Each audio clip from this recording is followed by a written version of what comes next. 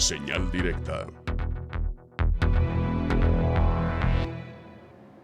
Con tu comentario de hoy saludamos al doctor Armando Zacarías Castillo. ¿Qué tal? Buenas tardes. Muy buenas tardes, Josefina y José Ángel, con un cálido saludo y otro para la amable audiencia del Sistema Universitario de Radio y Televisión. El desarrollo de la pandemia en las variantes que corresponden a la situación que hay en nuestro país no ha encontrado aún un punto de estabilización que permita vislumbrar un horizonte menos complejo de aquel en el que nos encontramos.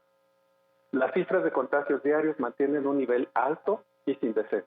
En todo caso, en algunos momentos los picos más bien se han elevado en las últimas semanas y uno de los segmentos de edad en el que la incidencia se mantiene alto es el de los 18 a 49 años de edad. De esta forma, se trata de un proceso cuya responsabilidad cae en los organismos sanitarios en todas sus expresiones, federal, estatal y municipal, con la obligación de ampliar racionalmente el esquema de vacunación en nuestro país. En México, de acuerdo con los datos que ofrece la Secretaría de Salud, rondamos los 70 millones de personas que han recibido por lo menos una vacuna. El esquema completo, siguiendo los datos de Bloomberg y la propia Secretaría de Salud al 30 de agosto, solamente alcanza al 27% de la población que cuenta con un esquema completo de 2 dosis.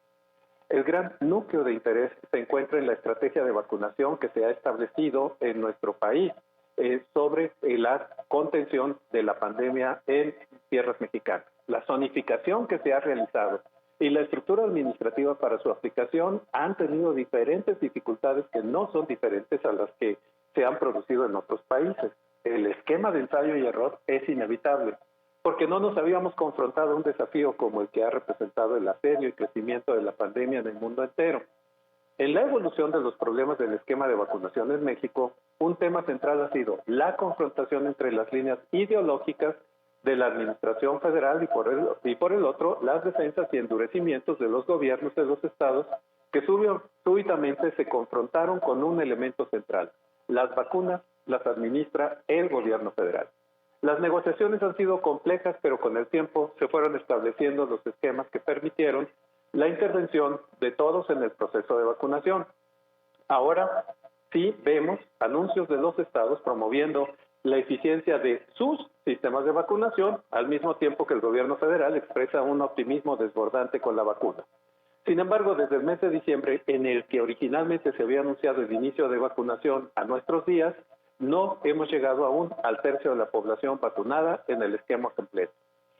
El anuncio que hacen los gobiernos federal y estatal de abrir los sistemas escolares responde a un importante desafío que tiene que ver con reactivar los esquemas de educación para que no se generen desfases en los indicadores internacionales de calidad de la educación. A mediano plazo representan retos importantes para que en términos de aptitud el sistema mexicano no descienda niveles de competitividad ni de calidad. Se trata, pues, de una visión a mediano plazo que no se entiende a primera vista con las presiones y las velocidades de reapertura de los sistemas de educación. Estos factores se relacionan con la calidad de servicio que en el campo productivo puede ofrecer el sistema mexicano.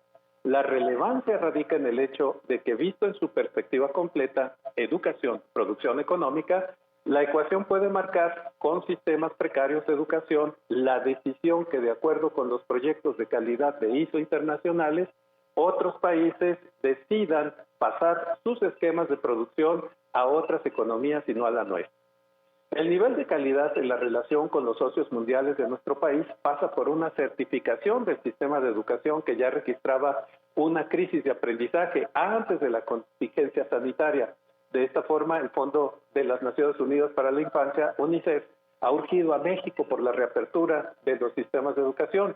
Señaló la UNICEF que los resultados de 2018 de la prueba estandarizada Planea muestran que el 80% de estudiantes de primaria de nuestro país no alcanzaban los conocimientos esperados en matemáticas, lectura y escritura. La ecuación, pues, no solamente implica a los organismos internacionales, sino a la interpretación correcta de las cifras de infección y los rangos de edad en las que esta se ha estado presentando en las últimas semanas. Los niveles de contagio se han incrementado en los rangos de 18 a 49 años de edad, es decir, la población que aún no está vacunada, y eso amerita un análisis no cuantitativo, sino cualitativo para establecer las nuevas medidas de atención muy particularmente la aceleración de los esquemas de vacunación y que constituyen una responsabilidad de parte de las estructuras de gobierno, así como las responsabilidades que de ahí se desprenden.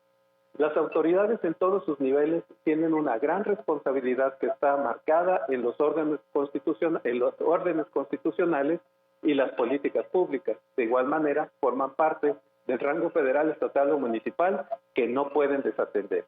El gran reto no queda en responsabilizar como únicos actores a los ciudadanos, sino en articular las políticas públicas y su gestión de procedimientos sanitarios con eficiencia, lógica, sensatez y eficacia.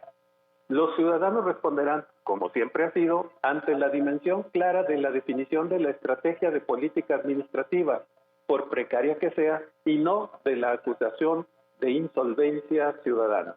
Pues así las cosas, habrá más asuntos por analizar, pero por el momento Josefina y José Ángel les envío un cálido saludo, así como otro para la amable audiencia del Sistema Universitario de Radio y Televisión.